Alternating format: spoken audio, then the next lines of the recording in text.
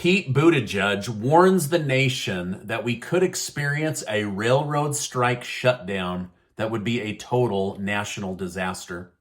The Supreme Court finally allows Congress access to Donald Trump's taxes, and World War III was narrowly escaped. I'll tell you the details, and the FTX scam continues to get weirder and weirder and weirder. Thank you so much for liking and sharing these videos. You gave one of my last videos 28,000 likes, so thank you guys so much. I'm just a small news channel and it all helps out. So let's jump right in. I also want to thank today's video sponsor, Vessi Shoes, and they're having the most incredible Black Friday sale, and I'm going to tell you more about it later in this video. Republicans in the Senate have voted to keep Mitch McConnell as the Senate Minority Leader. Despite the win, McConnell is still a very controversial figure that butts heads with Senate Republicans on a regular basis. The heated disagreements have continued as Republicans currently have several hard decisions ahead of them. Do they continue to fund the government and pet projects, or do they wait until 2023 and give themselves more leverage in order to make the issues they believe are important for the country actually go through?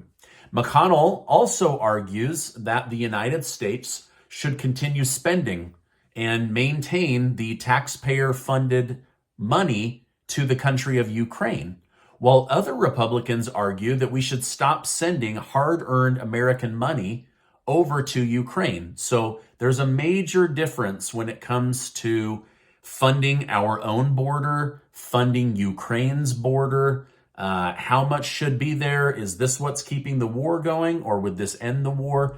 And there seems to be a major difference in the Senate Republicans and the House Republicans. The Senate seems more interested in continuing to send American taxpayer money to Ukraine, while members of the House of Representatives say, this is how we end the war. We cut off money, they can't fight, Putin goes home. So they believe it's a simple matter of stop funding the war and the war will end, but we will see. Now, one reporter with false information nearly kicked off World War III last week, and he has now been fired. On November 15th, Poland was hit with an incoming missile. 2 people died. A reporter with an anonymous source that ended up being fake told the world that it was Vladimir Putin that ordered the attack on Poland.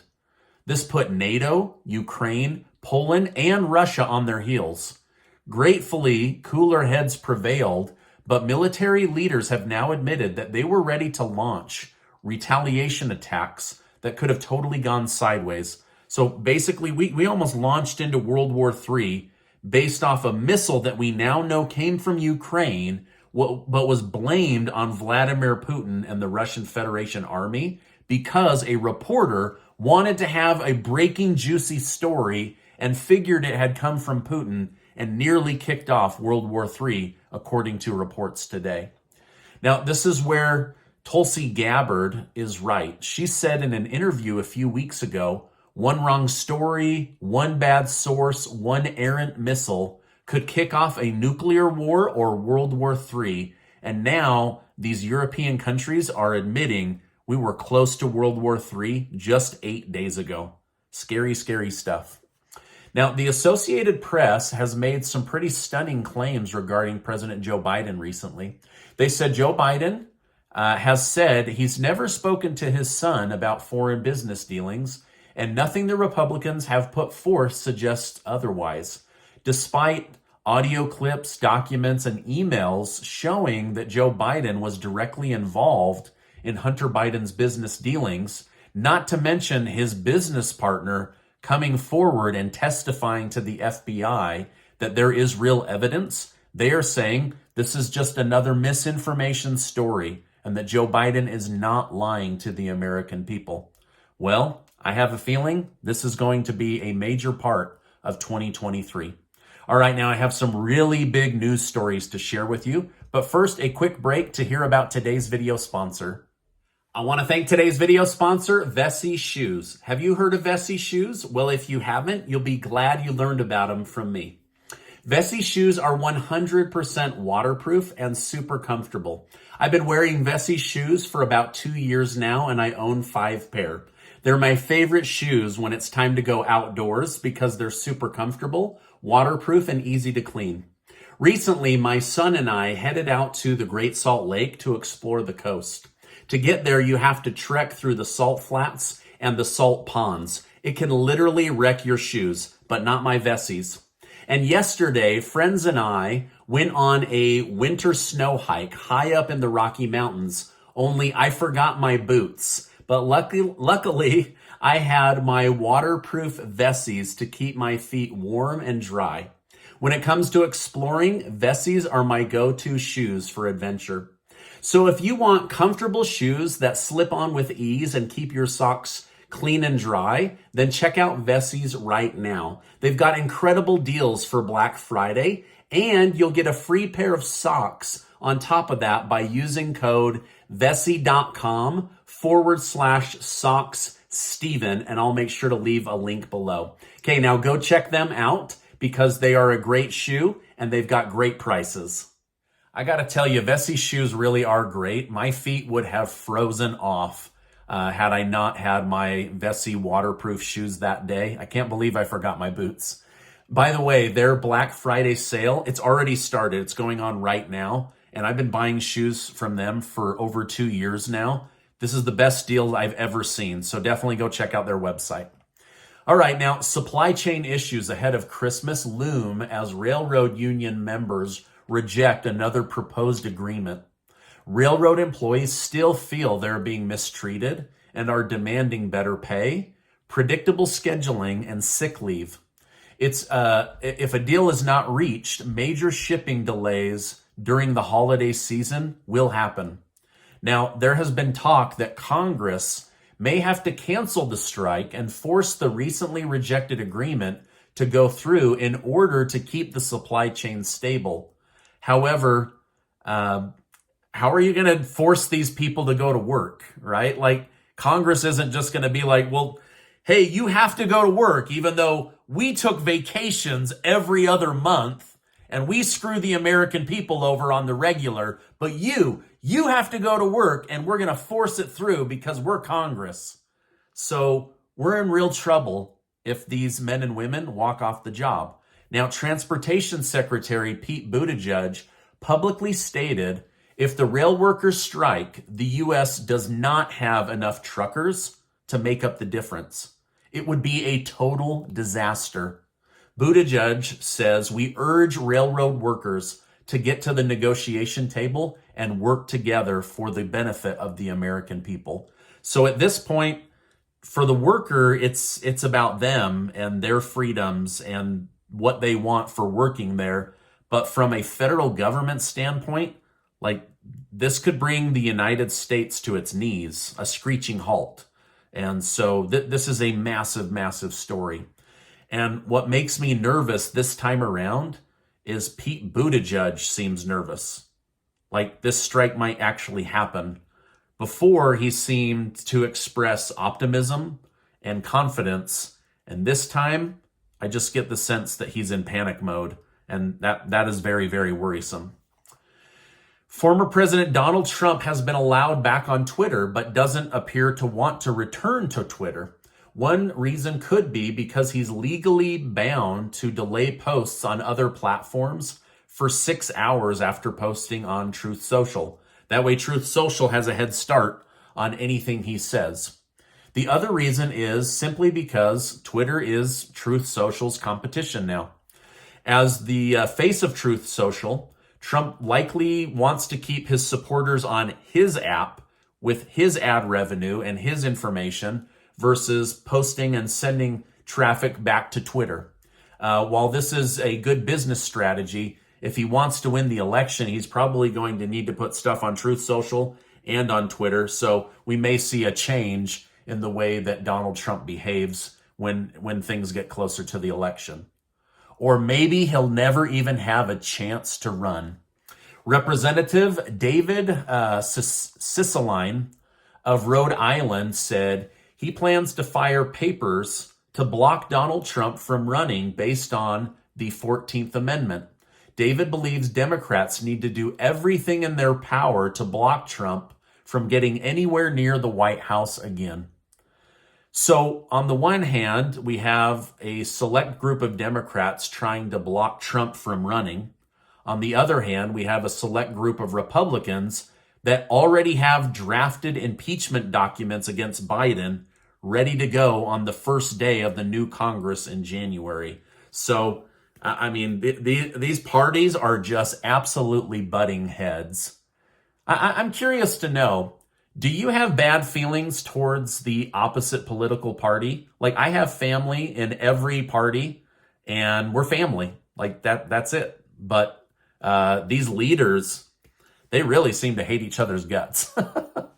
Also, today, the Supreme Court decided to finally allow Congress access to Donald Trump's past 6 years of tax filings. It will be interesting to see what they find within these documents. Trump says that this is an invasion of his privacy.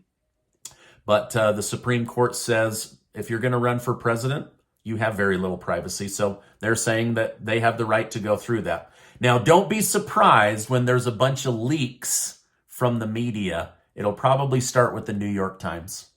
All right, now something suspicious is going on with the massive FTX Ponzi scheme story.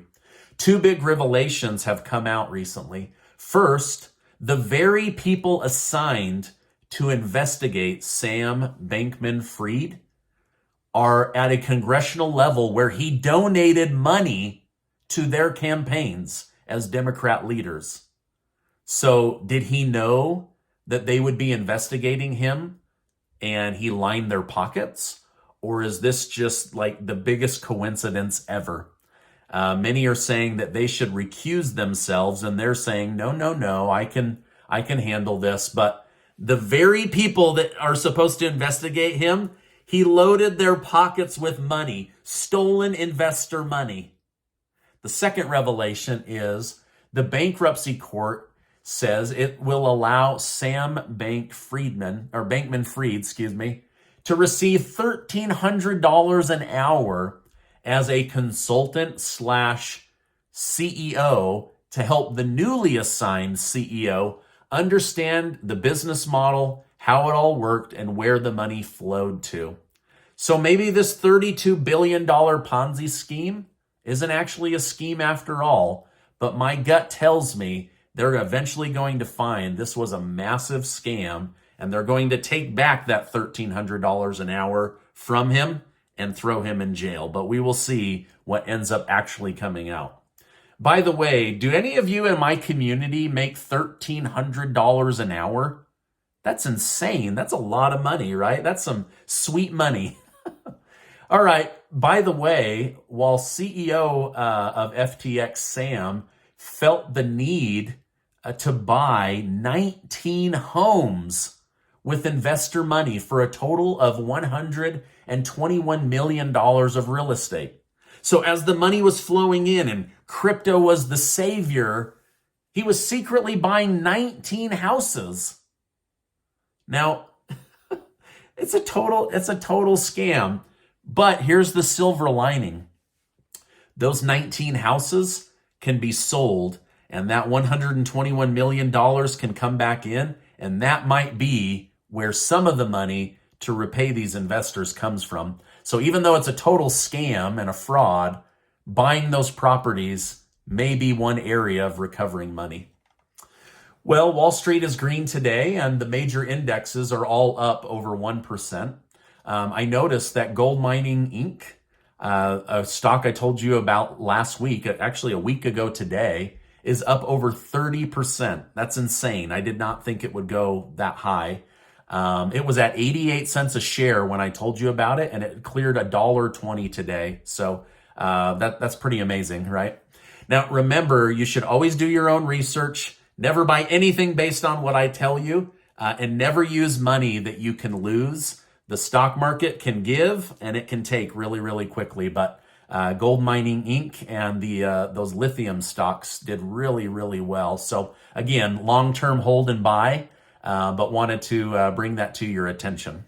All right, now Vice President Kamala Harris is set to travel to an island in the Philippines to send a strong message to Xi Jinping of China not to mess with the Philippines.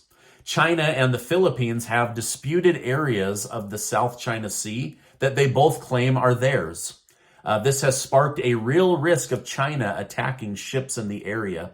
Back in 1951, however, the United States actually formed a defense treaty with the Philippines, which means that if China attacks, the United States is under contractual obligation to retaliate. Where with Taiwan, they're under contractual obligation to provide supplies. With the Philippines, they have to attack. So very different situation, and it's definitely heating things up between the United States and China. But let me know your thoughts in the comments. Will Vice President Kamala Harris's speech have an influence on China's President Xi Jinping, or will he ignore her and the threats from the United States? Former Vice President Mike Pence has hinted that he will make his decision on whether to run for president after the Christmas holidays. He says that he and his family will be prayerful about what role he and his family should take, whether that should be running for president or supporting one single candidate. Let me know what you think. Would you guys vote for Mike Pence? Let me know down in the comments below. Now, this is my update for today. As I know more, I will definitely come on and share more with you. Before you go, make sure to go to the video description box down below and get your name entered to be one of the winners of the $15,000 in cash that Casey and I are giving away thanks to generous video sponsors. 25 of you are going to win some of that money, and we're so excited to be able to do that. Also, check out Vessi Shoes. I've never seen deals as good as the Black Friday deal that they've already unlocked for my community members, and I will leave that link below. They're awesome. They're waterproof, super, super comfortable. Now, before you go, I want to remind you that you are amazing. Make sure to check out this important video over my Terminator and be subscribed to the channel. Hey, I appreciate you stopping by today, and I will see you on the next video.